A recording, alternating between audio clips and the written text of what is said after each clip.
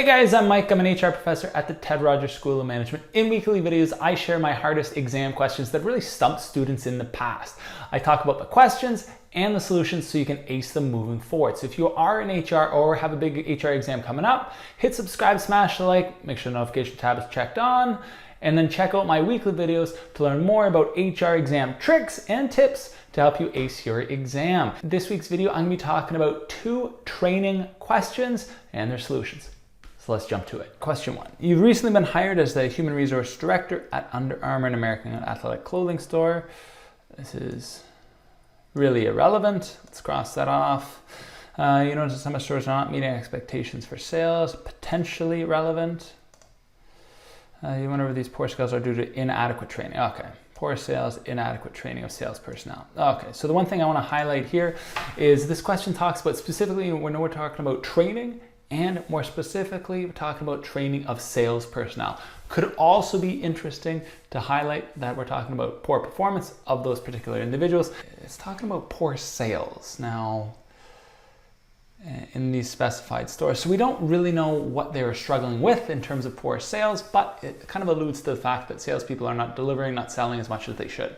Okay, we need to do some training associated with it. So let's jump into it.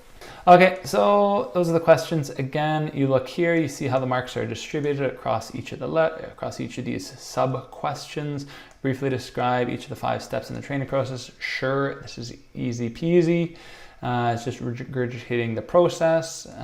2, you are considering whether to use on-the-job training or simulated training as your training technique for the sales personnel. Describe both of these techniques. Okay, it's only worth 2 marks. It's pretty much saying define each of these specific types and which of these 2 training techniques identified in B, A, or 1 or 2, would you use and why? So you're trying to justify why that is. Ideally, you're going to explain, you're defining it here, you're going to explain why you would use it and relate it to training personnel. You could even drop in the Under Armour context and then go from there. So this question is pretty straightforward, no major hiccups or challenges.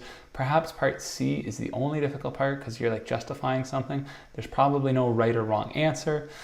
So let's jump into the solutions. Okay, so briefly describe each of the 5 steps in the training process. And here they are. Okay, so there's 5 steps, it's worth 5 marks.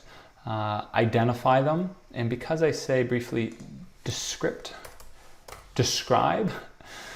because I say describe, I'm looking for 1 sentence for each item. If I say just identify the 5 steps, all you need is kind of like the title. And you need to go from there. So needs assessment is all about conducting a task analysis and performance analysis to identify a performance gap. Boom. Then you have the program design. Okay, so you're going to design, it's the development of the training program to fill the performance gap. So you're identifying the gap in step 1. You're figuring out how you're going to fill the gap in step 2. You're identifying the training techniques in step 3, and then you're actually implementing or executing the training in step 4, and then in step 5, you're evaluating and say, hey, did I actually do everything I intended to do? And how close was I? Right? Was all this training effort worth it? Okay, there you go. Part B, you are considering whether to use on-the-job. So this is just straight up definitions. Okay. On-the-job training, this is where the person learns to do the work, learns as they work. They may involve pairing a junior person with a senior person. There's probably a variety of different definitions you could use for this depending on the textbook.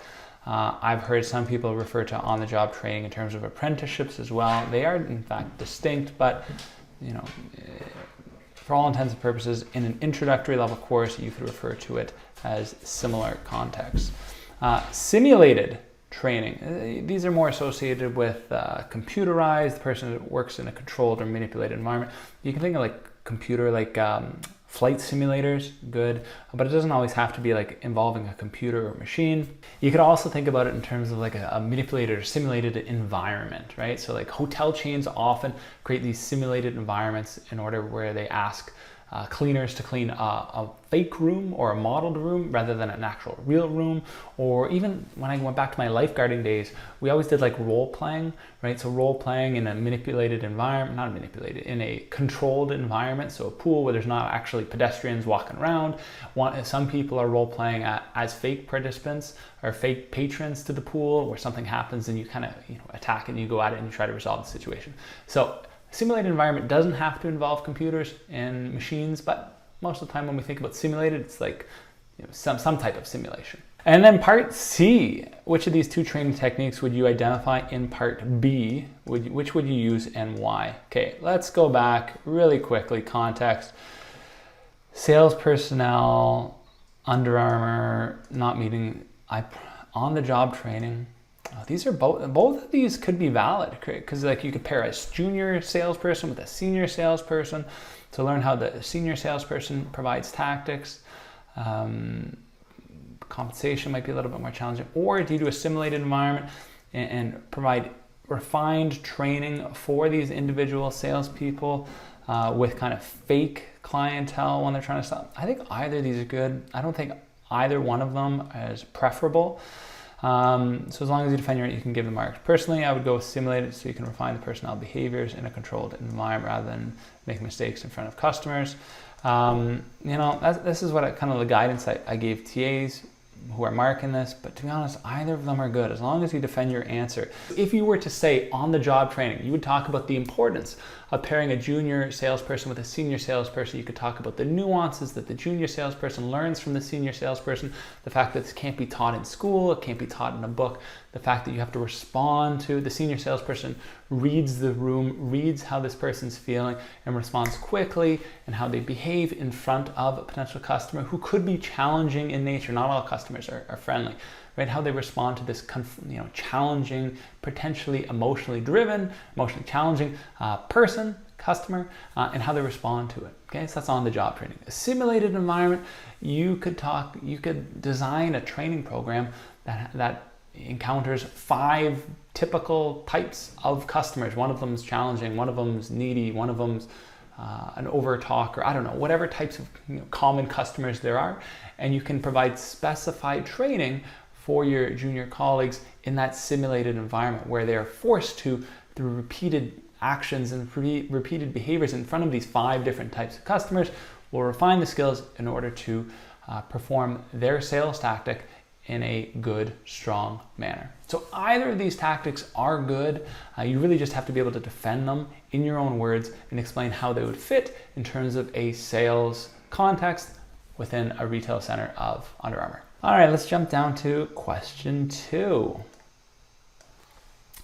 Similar but slightly different, similar concepts. We're talking about training still. You've recently been hired as a human resources director of Lululemon. Okay, great, another athletic clothing company. Okay, this one's Canadian though. Go Canada. So if you notice that some stores are not meeting expectations for sales, you wonder if these poor sales are due to inadequate training of sales personnel. Okay, so clearly I read the one question before, and I was like, you know what? Let's tweak this a little bit. It's like basically the exact same start with a new company. Inadequate training of sales personnel. So this is in my, in specified source. Clearly, this is the exact same question, starting different company, same kind of idea. Okay, so let's see what I do for these. Outline the objective of needs analysis. Okay, define it. Okay, explain task analysis, straight up definition, provide an example of how you may analyze the task. Okay, so here's a little bit more thought going into this part.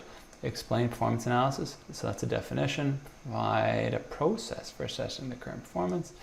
Okay, a little more thought going into that. I'd probably say definitions 2, and this is 1 mark. Again, as a student, you're thinking about where you put your effort to get the most marks. After conducting the task analysis of performance, so what would your final step be to determine the training required? Okay, so that's really satisfying the gap. Okay, great. So I think probably the most challenging aspect is to find an example that fits with Lululemon sales personnel. So let's jump into it. The objective of the needs assessment is to perform the task analysis and performance analysis, to figure out what the gap is between the two and to really figure out what people can do versus what they won't do, right? And once you've identified those nuances and the differences between them, that's when you can start better understanding as to what actually needs to be trained for the other steps in the training process. Part B, explain the task analysis. So the task analysis is just a breakdown of jobs into tasks and skills. So this is typically associated with like new employees when they're learning things by the book. Here are the set of steps you need to do, you need to perform in order to conduct your job correctly. So these are the exact tasks that need to be done in the order that they need to be done in. Okay, so when we're talking, so here's the example. Okay, so provide an example of how you might analyze the task.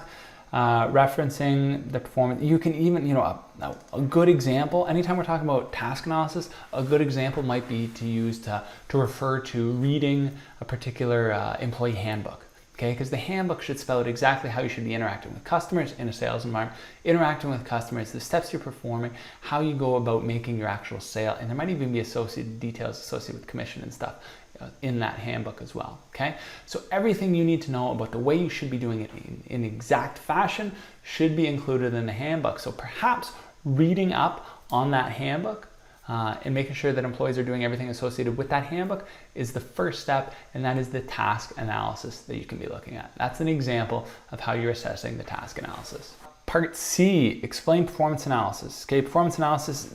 So performance analysis is, here's what people are actually doing in the work. Task analysis is what people are supposed to be doing. Performance analysis is this is what people are actually doing in the workplace. Okay, so observations are like one of the best ways to go about this. Okay, so observing salespeople. Hey, if there's 5 steps in terms of how to make a sale to a customer, task analysis, a handbook says, hey, step 1, 2, 3, 4, 5, this is what you should be doing. An observation, looking at how people actually perform that sale, assessing, okay, are they doing all 5 steps? Did they miss some of the steps? Are they doing them in the wrong order? Or one of those steps done incorrectly? Okay, observations is one of the easiest approaches to assessing the performance analysis. Identify actual sales figures. Yes, you can do that. You can also compare sales figures across different stores, depending on how you want to do it. But essentially, the main purpose of this is when you're trying to assess what people are actually doing. Observations, you're assessing their behaviors.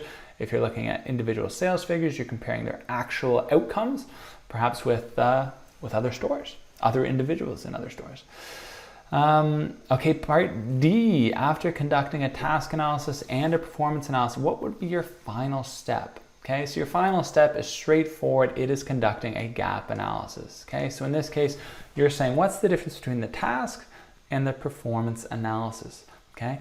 And then whatever that gap is, so say of those 5 steps to make a sale, perhaps they're missing step 2, the gap analysis would be to say, hey, you need to provide step 2, you need to train it to make sure everybody's doing this correctly, okay? So in this case, the 2 marks are just determining the aspect of the performance gap, okay? So the performance gap is the most important job as the final step in the needs assessment. Okay. Training to fill the gap. There's different ways to phrase it, but it's really all about identifying the performance gap. And that's a wrap for this question. All right, guys, that's it. That is my video on training. If you found this video helpful or you want to learn more tips on how to ace your HR exams moving forward, hit subscribe, smash like, make sure the notification tab is checked off, and check out my videos next week. Until then, take care.